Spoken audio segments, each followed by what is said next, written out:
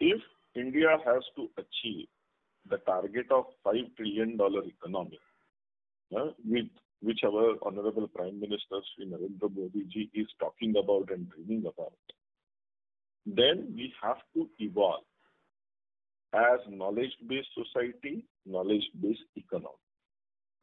If you have to evolve as knowledge-based society and knowledge-based economy, then we have to come up with ideas and concepts which are not only relevant in India, but will have global impact. Right, sir. If we have to come up with these kind of concepts, then the only place which can generate concepts in large number is our higher academic institutions, our universities, our technical institutions. Right.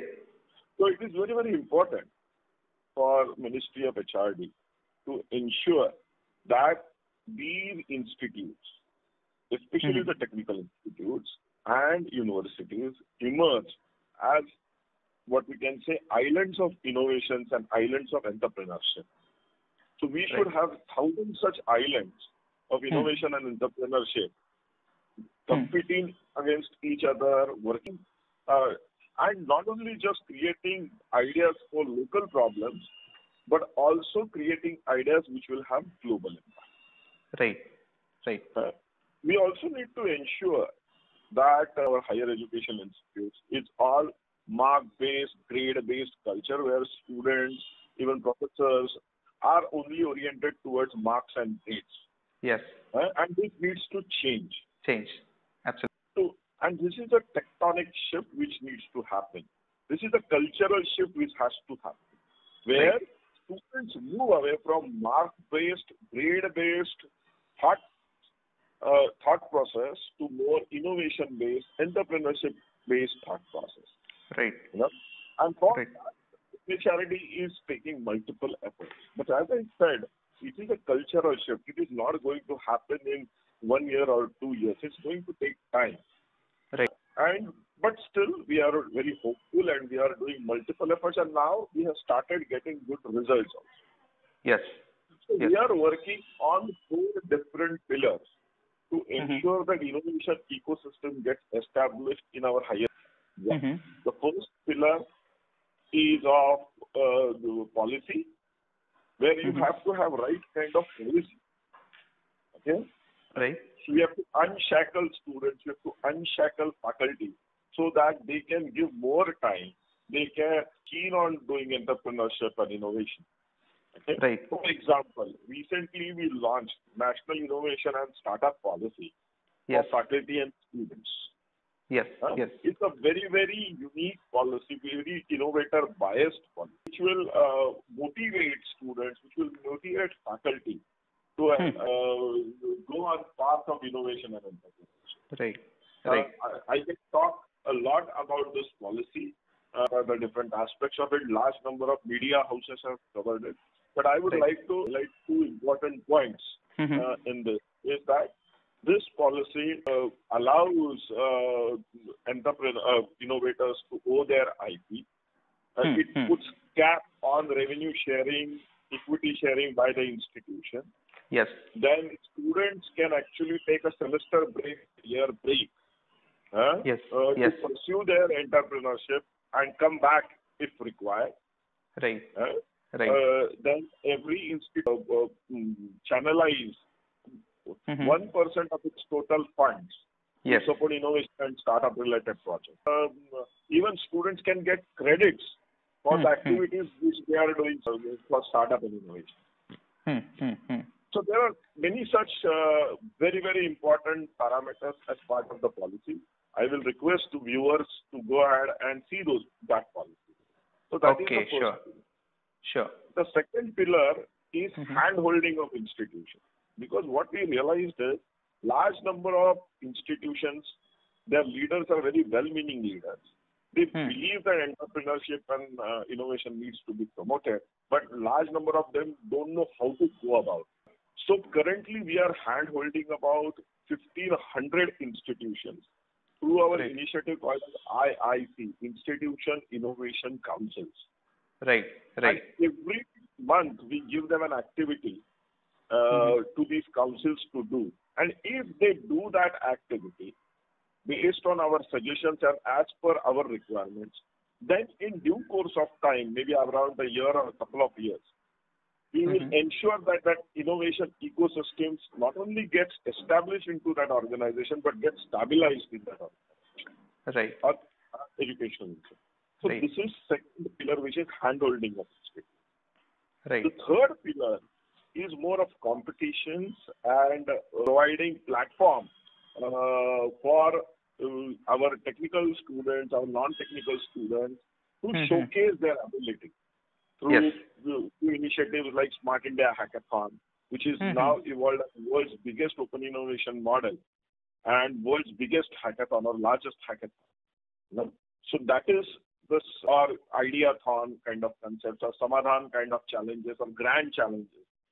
So this is the third pillar, where you give opportunity to students to compete at national level and showcase their talent. And fourth is measuring the outcome. And I'm not using the word output, I'm using the word outcome of all the interventions these institutes are doing or we at our level are doing. So what is the impact which is getting created by all these interventions? So that is the outcome or impact measurement. This is the fourth pillar. So we are working on all those four pillars quite efficiently. And now, because of our intervention, more than 21,000 initiatives have happened across the country, involving maybe around 25 lakh plus faculty and students. So if you really look at the disruption which has happened due to COVID, is that large number of businesses have went into methodologies of work from home or working remotely. The ideas which will allow these companies to continue with this path will have opportunities in post-COVID world. For example, today I was talking to CEO and managing director of Mahindra Electric E-Mobility. So it is an automobile industry. Right. And when I asked him how many people from your organization were working from home, he said 70% of our staff was working from home, and we are now convinced that 60 to 70% of our staff can certainly work from home even after lockdown. Okay, even when the lockdown is open. Okay, so if an automobile industry starts talking about working from home in such big number, then we will have all opportunities in that area. So on conference calling side, on connectivity side, then on health side, because if you are at home, then you also have other businesses, your schedules, your timing, because of the social distancing norms. For example, if I am taking a small dance class at home, how am I going to schedule my dance class? Either I will use online or offline mode where students can come to my place, my class. Now, the thing is that because of social distancing norms, you cannot have large number of students coming. So scheduling becomes a big thing. How you are going to schedule it? How you are going to come up with a blended mode? So opportunities are going to be certainly there. Opportunities in education, tech, because large number of companies are moving towards online education. Examination, then skills. So these kind of opportunities are certainly going to be there. More importantly, I believe that because world is very annoyed with China, the way they have handled this COVID scenario, large number of businesses are moving out of China. If you see correctly, Japan has given a big package, announced a big package to all its industries to move out of China. And now India will attract those companies to come back to India. But even if companies don't move out of China, which are already there, There is going to be certainly the new companies which were planning to go to China will certainly not now go. So eventually, in due course of time, maybe 6 months or a year down the line, currently, yes, our next 6 months are going to be very tough. There will be contraction in economy, maybe contraction in job volume also. Yes, it's certainly going to be there. Yes, yes. But in long run, many of these investments which were going to China will not go to China, and there cannot be another attractive destination like India. Like India, right. Across the globe. So right. we believe that some of the large companies will make more investments eventually in India, because not only because of our democracy, because of our demographic dividend, and right. the openness which we have towards the world. So these throw up many more opportunities. Right. But what I want to tell my youngsters is that they should use this period, lockdown period, to enhance their skills. So a student, pre-COVID scenario, the same student in a post-COVID scenario should have far more capabilities, far better skills. Right. And I request all students to actually go ahead and use this period to upgrade them.